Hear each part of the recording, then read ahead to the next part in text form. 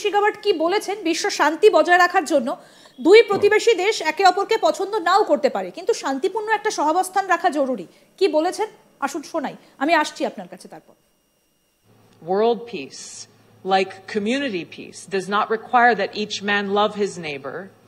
It requires only that they live together in mutual tolerance, submitting their disputes to a just and peaceful settlement.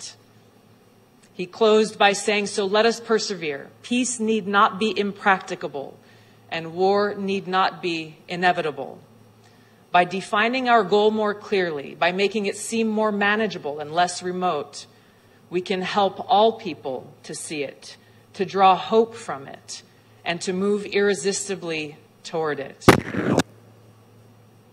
These powerful words were as powerful and true and relevant then in 1963 as they are today.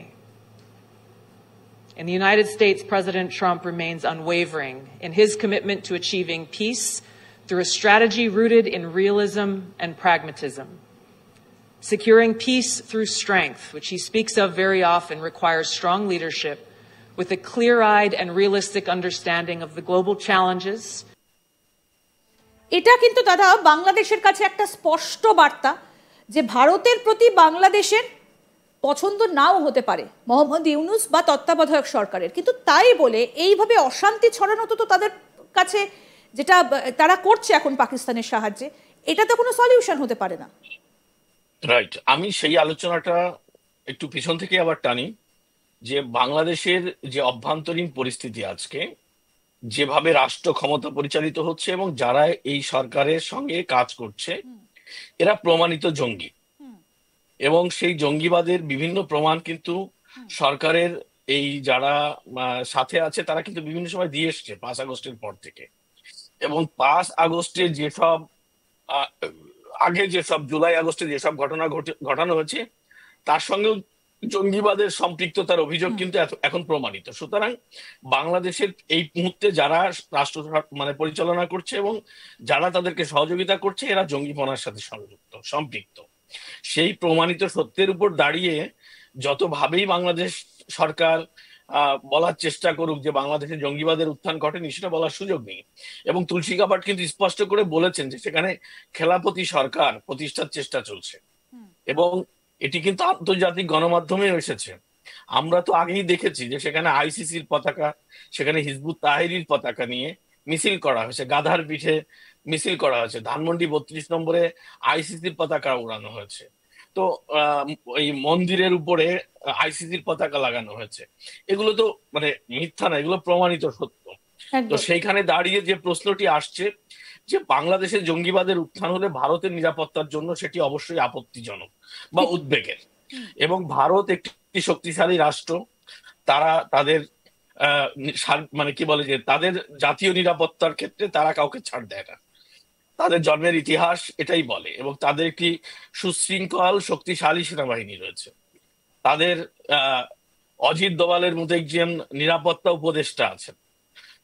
সেই রাষ্ট্রটি তার পাশে একটি জঙ্গি রাষ্ট্রের উদ্ভব হবে, সেখানে দাঁড়িয়ে ভারতকে অশান্ত করার চেষ্টা করা হবে, বা সেই রাষ্ট্র থেকে ভারতের উপরে ষড়যন্ত্র করা হবে, সেটি ভারত কখনো হতে দেবে না। এবং বাংলাদেশের সাংবিধানিক একটি কাঠামো, যদিও এই সরকার সংবিধান মানছে না, কিন্তু বাংলাদেশের মুক্তিযুদ্ধের পর বাংলাদেশের সঙ্গে ভারতবর্ষের যে মৈত্রী আলোচনা চুক্তি ছিল, সেই চুক্তির আলোকে বাংলাদেশের এই উদ্বেগের কারণে ভারত কিন্তু চাইলে সামরিক অভিযান চালাতে পারে। ঠিক, কিন্তু ভারত এই মুহূর্তে দাঁড়িয়ে ভারত বা নরেন্দ্র মোদী সরকার ঠান্ডা মাথায় বিষয়টি হ্যান্ডেলিং করছে। এবং আজকে বহির্বিশ্বের, যে আমি যেটা নিয়ে আমরা আলোচনা শুরু করেছিলাম, যে বহির্বিশ্বের বড় বড় ইন্টেলিজেন্ট অফিসাররা আজকে দিল্লিতে এসে এই ব্যাপারে একমত হয়েছেন যে বাংলাদেশের জঙ্গিবাদ, বাংলাদেশের সন্ত্রাসবাদ, বাংলাদেশে খেলাফত প্রতিষ্ঠার চেষ্টা চলছে। তারপরেই কিন্তু ভারত এবং আমেরিকা যৌথভাবেই স্টেটমেন্ট দিয়েছেন। তুলসী গাবার্ড কিন্তু বলেছেন যে নরেন্দ্র মোদী এবং ডোনাল্ড ট্রাম্প, অর্থাৎ আমেরিকা এবং ভারত, পাকিস্তান বাংলাদেশের সন্ত্রাসবাদ দমনে যৌথভাবে কাজ করবে। ডোনাল্ড ট্রাম্পের গোয়েন্দা প্রধান তুলসী গাবার্ড, এবং তিনি বিশেষভাবে বেশ কিছু বার্তা দিয়ে গেছেন। একই সঙ্গে তিনি ভারত এবং আমেরিকা যে একসঙ্গে হাতে হাত মিলিয়ে কাজ করবে সেই বার্তাও কিন্তু দিয়ে গেছেন তুলসী গাবার্ড। সেই জায়গায় দাঁড়িয়ে গোটা বিশ্বের শান্তি প্রতিষ্ঠা করার লক্ষ্যে ভারত আমেরিকা একযোগে কাজ করবে সেই কথাও তিনি বলে গেছেন। এবং একই সঙ্গে বাংলাদেশ প্রসঙ্গেও তিনি উদ্বেগ প্রকাশ করেছেন, বলেছেন ইসলামী জঙ্গির কথা তিনি উল্লেখ করেছেন এবং তিনি বলছেন যে বেশ কয়েকটা দেশের সঙ্গে একসারিতে বাংলাদেশের নাম তিনি উল্লেখ করেছেন এবং বলছেন যে সন্ত্রাসবাদের শিকার বাংলাদেশও। আমরা এই গোটা বিষয় নিয়ে কথা বলবো যে ভারত এবং আমেরিকা কিভাবে একসঙ্গে হাতে হাত মিলিয়ে কাজ করবে। বাংলাদেশের বিশিষ্ট সাংবাদিক শহীদুল হাসান খোকন এই মুহূর্তে আমাদের সঙ্গে সরাসরি রয়েছেন। আমার প্রশ্ন দাদা আপনার কাছে যে তুলসী গাবার্ডের এই বক্তব্যের পর ভারত এবার কিভাবে এগোতে পারে, আমি এই জায়গায় আলোচনায় আসবো। তার আগে তুলসী গাবার্ড কি বলেছেন, এই গোটা বিশ্বের কাছে সাম্প্রদায়িক শান্তি বজায় রাখার জন্য কি তার বার্তা একবার শুনিয়ে। You know, President Trump, through his first administration in the presidency, and it continues now, has been very clear about his commitment to defeating this threat of Islamist terrorism that has unfortunately plagued us, has and continues to pose a direct threat to the American people. But we see how it's been impacting people here in India, in Bangladesh, currently ongoing in Syria, Israel, and different countries in the Middle East. So this is a threat that I know Prime Minister Modi also takes seriously, and one where the leaders of our two countries will work together to try to identify and defeat that threat.